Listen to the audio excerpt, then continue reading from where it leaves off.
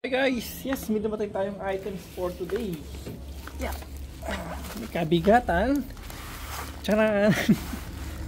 Ayan. Okay, so meron siyang label, naka-bubble wrap, naka-tape.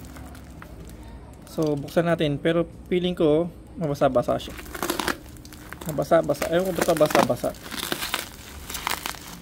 Pero, hopefully, wag naman sanang, nag-leak.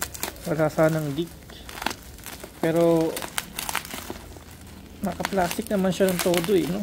Hindi ko lang alam kung ano yung ibabaw nito at ano yung ilalim. Okay, so double check, syempre double check. Aha. Eto na. Yun. Nako. Yung ating alaga. Wait lang, hindi yan. Wait. Ito magulo. Okay, so wala naman palang leak or something. Siguro naambunan lang yung ating parcel. Di natin siya naabutan kung paano siya or ano yung deliver, kung yung rider or isang tricycle, kasi yun ang kaniniwan na nag-deliver sa atin. Yun, ano ba to? Uy. Meron tayo dito power coolant, no? Ng top 1. Ayan. Top 1 siya.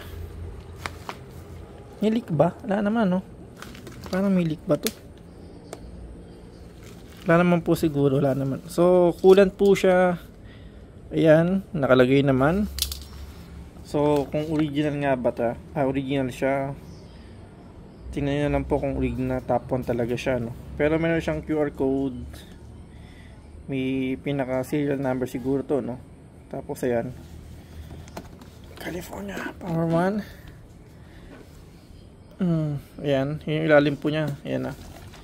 Tapos yung ating mismong top 1, ayan. May top 1 talagang urig siya, no? Ayan.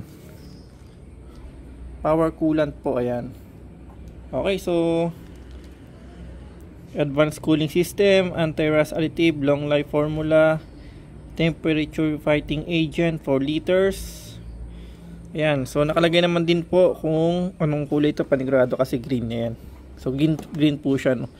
So ito yung ating gagamitin sa ating Nissan NV350.